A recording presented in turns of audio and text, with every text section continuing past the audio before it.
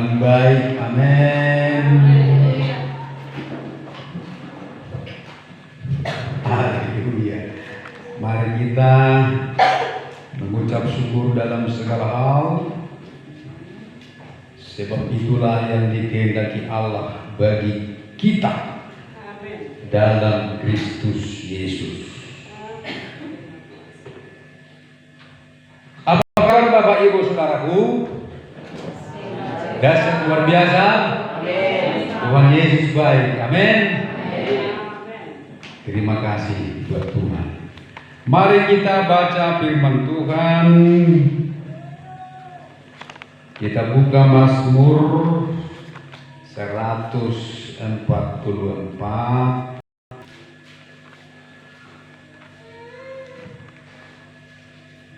ayat 3 dan 4. Kita bersama sidang jemaat ayat 3, sama-sama kita ayat 4. 1, 2, 3. Ya Tuhan, apakah manusia itu sehingga Kau memperhatikannya, dan anak manusia sehingga Kau memperhitungkannya? Sama-sama. Manusia sama seperti angin, hari-harinya seperti bayang-bayang yang lewat. Amin.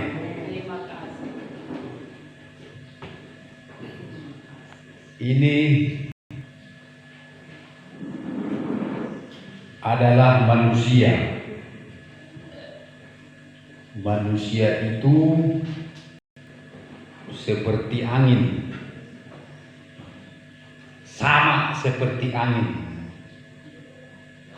tetapi Tuhan perhatikan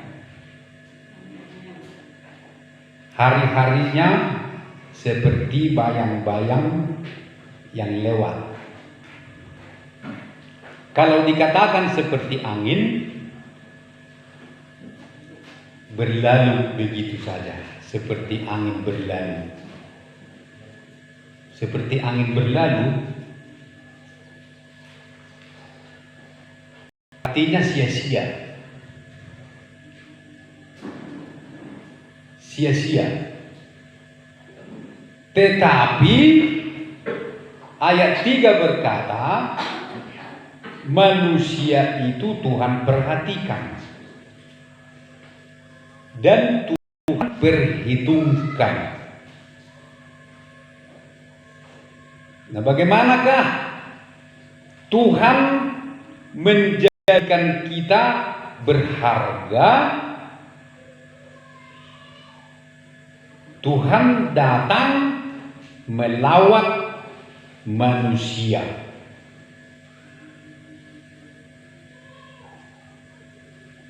Datang ke dalam hidup kita. Siapa di sini yang didatangi Tuhan terus?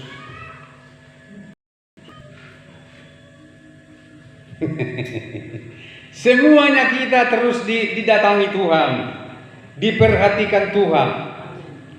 Dalam Wahyu 3 ayat 20 berkata, lihat, aku berdiri di muka pintu dan mengetok. Barang siapa mendengarkan suaraku dan membukakan pintu, maka aku akan masuk dan makan bersama-sama dengan dia, dan ia bersama-sama dengan aku. Dia mengetuk pintu hati kita. Pintu hati bapak-bapak. Salam bapak-bapak. Salam. Iya. Kenapa saya sorot bapak-bapak? Karena bapak-bapak inilah imam. Dua bapak-bapak lebih dahsyat daripada dua ibu. Karena rumah tanggamu, bapak-bapak yang bertanggung jawab terhadap Tuhan, bukan ibu-ibu.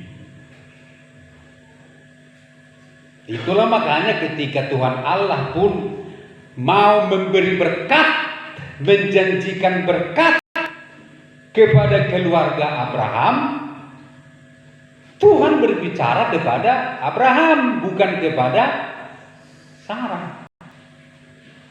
Tuhan langsung berbicara kepada sang suami,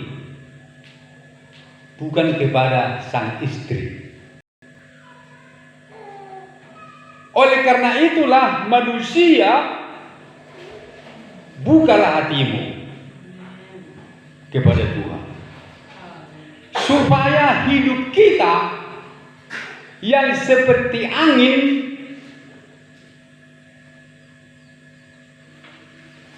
menjadi berharga, menjadi ada artinya, sehingga angin, kita tahu kan angin, lalu kita tahu angin itu ya berlalu, angin yang berlalu, kata firman Tuhan ya. Dan disandingkan lagi angin ini dengan bayang-bayang. Halilu, songon halilu do jolmaina, songon halilu do jolmai. Halilu, ahama artini halilu. Dengar dong, boy do halilu marsi hebeng. Itu bukan boy do halilu nihao, nirasakan manfaatnya. Dengar dong, kalau berbiari do halilu. Malu dana baru marroh ada pe, baik mahalilu di mana, maksudnya dia di mana kan? Moga imana saya tong di mana ngai saya lam lari mana, lam tangis, lam dikejar, lam menitudi, menakutkan. Nah, walaupun kita manusia seperti angin yang hari-harinya seperti bayang-bayang, bahkan lebih jelas lagi, mari kita baca dulu Mazmur 90. Di sini dijelaskan Tuhan bagaimana hidup manusia itu. Mazmur 90 ayat 10. Masa hidup kami 70 tahun. Dan jika kami kuat 80 tahun. Dan kebanggaannya adalah kesukaran dan penderitaan. Sebab berlalunya buru-buru dan kami melayang lenyap. Ayat 11, siapakah yang mengenal kekuatan murkamu dan takut kepada gemasmu? Nah, akan melayang lenyap kena murka. Kena murka Allah. Oleh karena itulah doa daripada Musa dalam Mazmur 90 ini, supaya tidak kena murka, supaya tidak dilenyapkan oleh murka Allah, maka ayat 12 berkata, ajarlah kami menghitung hari-hari kami, sehingga kami beroleh hati, sehingga kami beroleh hati yang bijaksana. Nah, itu Musa menerangkan bagaimana hidup manusia itu seperti angin, seperti bayang-bayang yang berlalunya pun buru-buru, atau patok sakit mata ngudul jolmai, lenyap, dilenyapkan oleh murka Allah. Tapi apabila kita mau membuka hati kepada Tuhan, menerima Tuhan di hidup kita, sehingga kita beroleh hati yang bijaksana. Nah, orang yang bijaksana akan menjauhi malapetaka. Ada Amsal berkata, orang bijak bila melihat malapetaka, bersembunyilah dia. Tetapi orang yang tak berpengalaman jalan terus lalu celaka.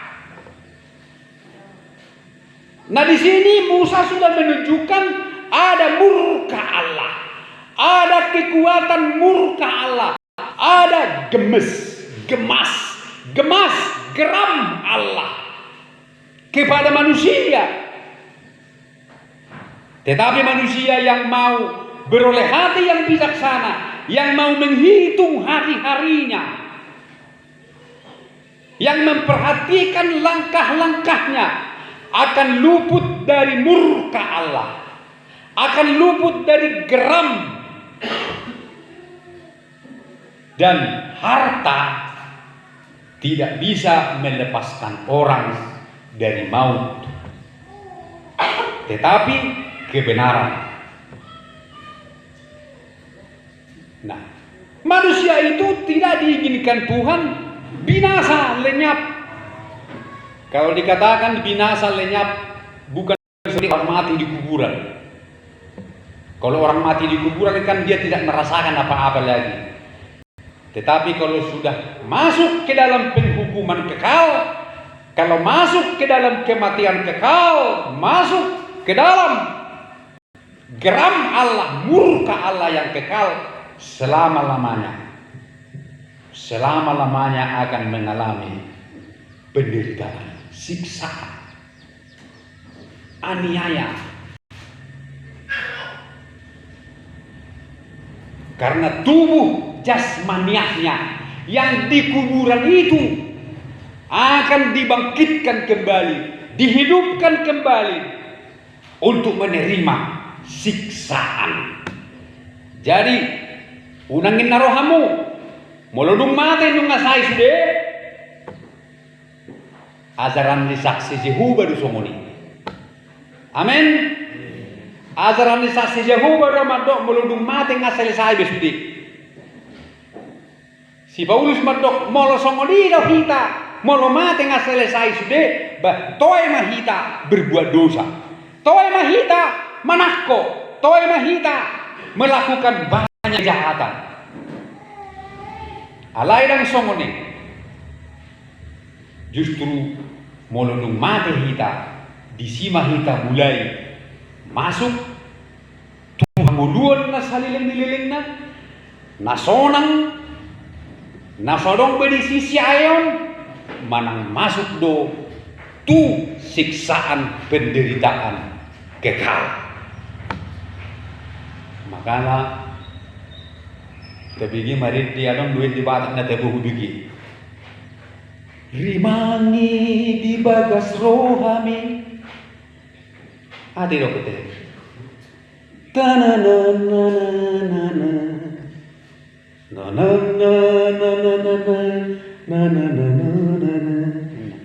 rimangi di bagas rohami tu dia moludung mate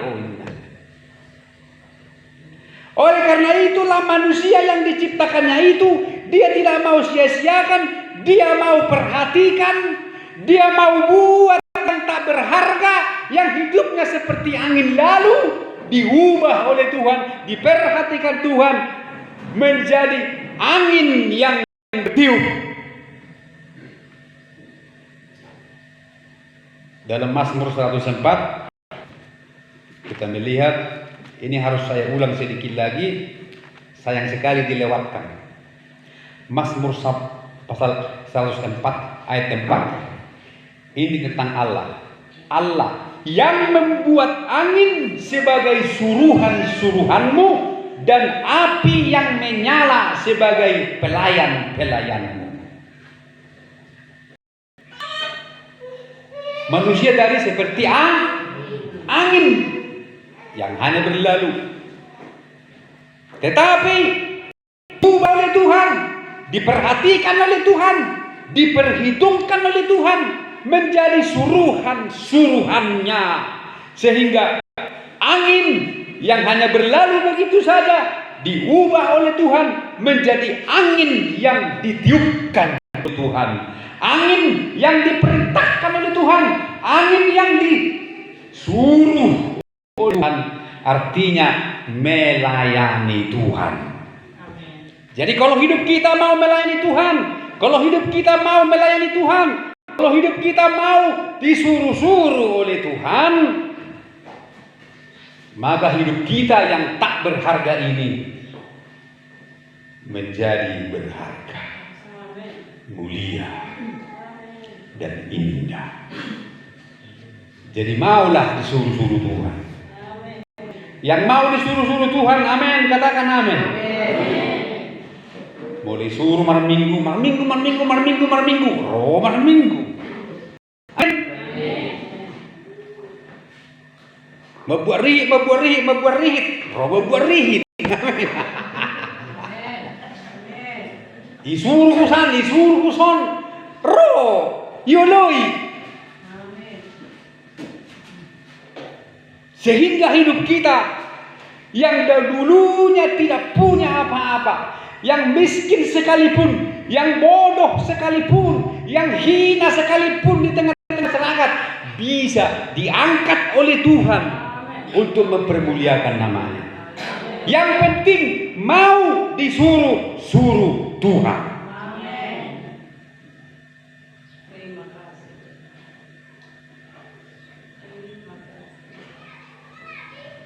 Akan diberkati.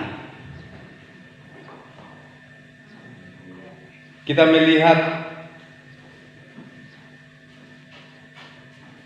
Petrus pernah gagal. Dia tidak mendapat ikan waktu menjala ikan. Semalam-malaman dia tidak dapat apa-apa. Sebelum dia murid, datanglah Yesus setelah 30 tahun umurnya, mulailah dia melayani. Pergilah Yesus kemana-mana berkhotbah. Tibalah dia di pantai Galilea. Dilihatnya lah di situ Petrus dengan saudara-saudaranya dan teman-temannya menjala ikan. Lalu orang banyak datang berbondong-bondong mengerumuni Yesus. Sampai Yesus tidak bisa lagi dengan bebas menghadapi semua massa. Lalu dia pinjam perahu Petrus. Pinjam perahumu, Pak, supaya ada jarak antara aku dengan masyarakat yang mau mendengar berkhotbah, sehingga aku bisa lebih bebas berkhotbah. Mereka bisa melihat wajahku, mereka bisa kupandang semua, aku tidak terganggu. Beri perahumu. Lalu Petrus pun memberikan perahunya. Yesus naik di atas perahu itu. Lalu mulailah Yesus berkhotbah tentang kerajaan Allah. Lama dia berkhotbah. Tapi Petrus sambil mendengarkan khotbah, sambil menjala ikan. Saya dipatangi-tangi mana dosa mitai. Yesus pun melihat dia. Yesus kan memperhatikan sekelilingnya. Dia lihat mereka sambil berkhotbah, dia lihat juga si Petrus tidak dapat apa-apa. Lalu Yesus pun berkata setelah dia berkhotbah, saudara, bertolaklah ke tempat yang lebih dalam dan tebarkanlah jalamu. Petrus berkata, Guru, sudah sepanjang malam kami mencari tapi tidak mendapat. Tetapi karena Engkau yang menyuruh, aku akan lakukan.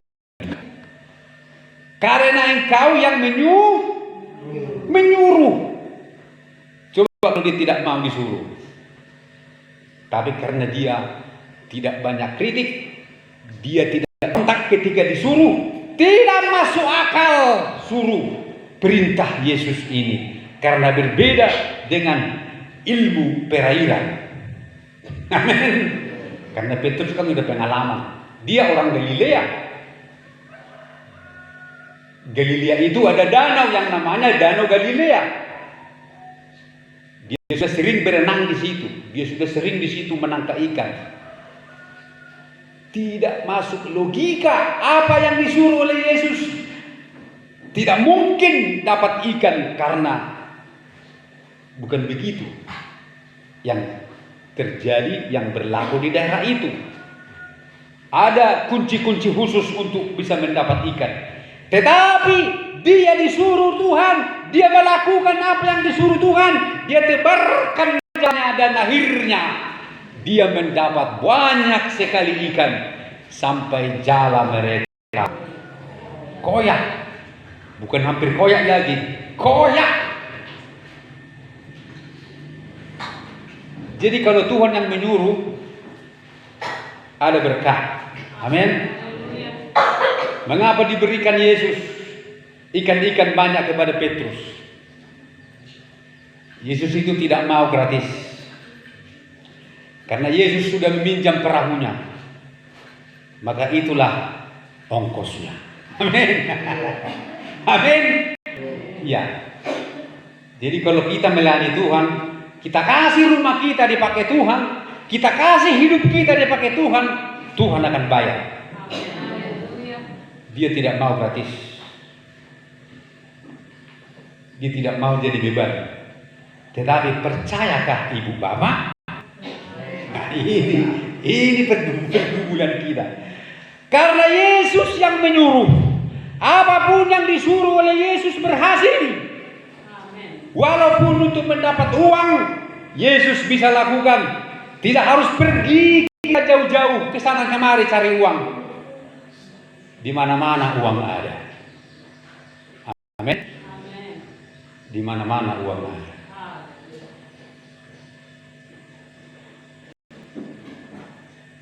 Suatu kali orang-orang Farisi dan orang-orang yang membenci Yesus mengorek-ngorek kesalahan Yesus.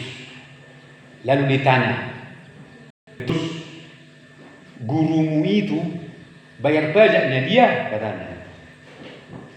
Kalau kalian berpajak semua. Petrus bilang bayar pajak. Lalu itu pun didengar Yesus. Lalu Yesus pun mau bayar pajak. Tahu nggak ibu bapak dari mana Yesus mendapat uang untuk bayar pajak? Dari mana? Dari mulut ikan. Iya. Dari mulut ikan. Yesus karena celoteh orang itu, dia pun memerintahkan kepada Petrus, Petrus, bayarlah pajak kita, bayar jugalah pajakmu. Tapi uangnya pergi kau memancing. Pancinglah ikan. Ikan yang pertama dapat, bukalah mulutnya. Dari mulutnya nanti akan kau temukan uang 4 dirham. Itu Matius 17. Lalu Yesus berkata, setelah kau dapat uang itu, bayarlah pajakku dan pajakmu. Nah, di sini Bapak Ibu, uang ada di mana-mana kalau kita mau disuruh-suruh oleh Yesus. Di mulut ikan pun ada uang. Amin.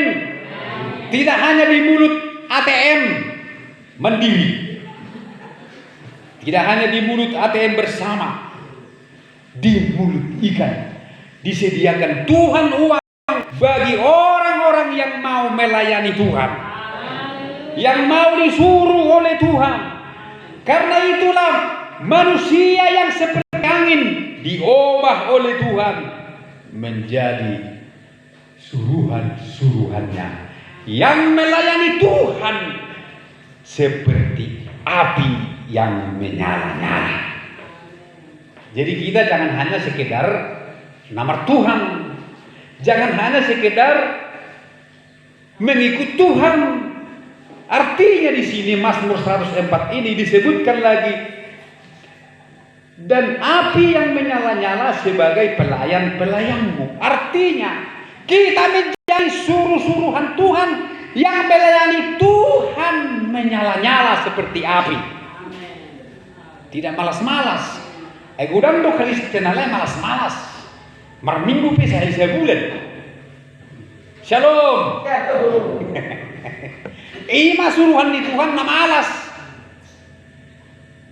Alay ikut songonapi lohita menjadi suruhan-suruhan Tuhan seperti api yang menyala-nyala, terbakar dan membakar.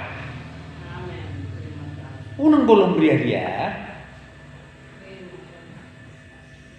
gudang bersama di sana tentang ison, mulai ison, rajin di seli sebulan roh, dia bisa di sebulan, ada orang bisa hello bulan. Unang murid jolek ke si Pak Pahat sudah, awan marihot, aku betul, tang munafik tepat langsung dong kan. Itu ada orang hukum tangan ciorham kan? Hula-hula baru. Harus seperti api yang menyala-nyala. Bahkan boy soy suruh berotor. Begitu Bapak. Nah, kalau kita mau Bapak Ibu menerima panggilan Tuhan, undangan Tuhan, hidup kita ini yang mungkin tidak diperhitungkan, diperhitungkan oleh Tuhan. Bukankah tadi Mazmur 144 berkata, siapakah manusia itu sehingga kau memperhatikannya? Siapakah anak manusia itu sehingga engkau memperhitungkannya? Dunia tidak memperhitungkan kita. Tetapi ketika kita datang kepada Tuhan membuka hati, kita yang tak ada apa-apa ini diangkat oleh Tuhan menjadi orang yang diperhitungkan. Tetapi syaratnya harus menjadi pelayan-pelayan Tuhan dengan api yang menyala-nyala, dengan roh yang menyala-nyala. Roma 11 ayat 12 berkata, janganlah hendaknya kerajinanmu kendor, biarlah rohmu menyala-nyala dan layanilah Tuhan seperti api yang membakar. Itulah perhatian Tuhan bagi kita. Dia memperhatikan kita sehingga kita manusia yang tak ada harganya seperti angin lalu diubah menjadi angin bertiup, sehingga angin yang bertiup menjadi suruhan-suruhan Tuhan yang memberi manfaat kepada banyak orang, menjadi kesejukan, menjadi kedamaian, menjadi kehidupan dan lain-lain sebagainya. Amin. Serahkan hidup di tangan Tuhan. Perhatian Tuhan yang kedua adalah di mana Tuhan memperhatikan kita.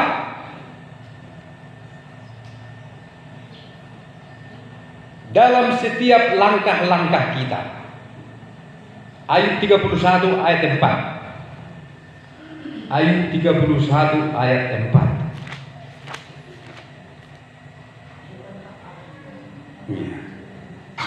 Bukankah Allah yang mengamat-amati jalanku dan menghitung segala langkahku? Ini, jadi Tuhan mengamat-amati, menghitung segala langkah-langkah kita. Itu perhatian Tuhan yang kedua. Dia memperhatikan langkah-langkah kita, menghitung langkah-langkah kita. Oleh karena itu, kita harus berada di jalan yang Tuhan tentukan. Soalnya dia saludo mulki ditatap Tuhani titihudul mananjong di botono sude diatusino apa luhur pikiran nanasarohaki nangosanga hupa ujung sidohologi sasitongna sasudina nunga di paradeho nang dinaholi manapatar ngolukku diramotihu. Amin. Jadi kalau sama dia HP, saya di parwah Tuhan do kita, ahma alusta, omba alusna, nuan hubuka rohaki, lomom sapingma, sabi ngoluki,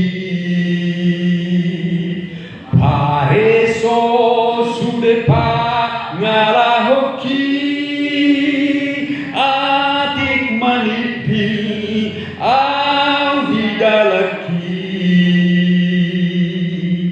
Oh Tuhan, saya Tuhan,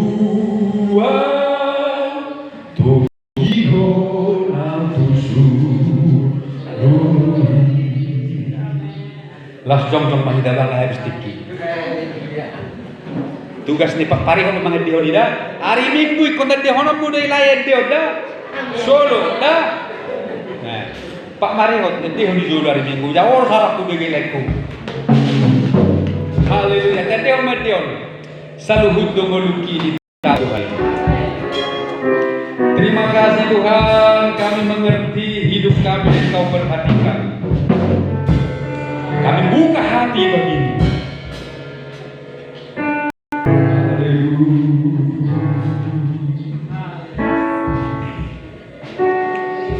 Terima kasih Tuhan, kami dapat.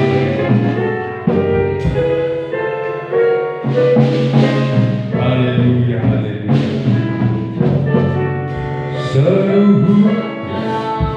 Saluhut dongoluki.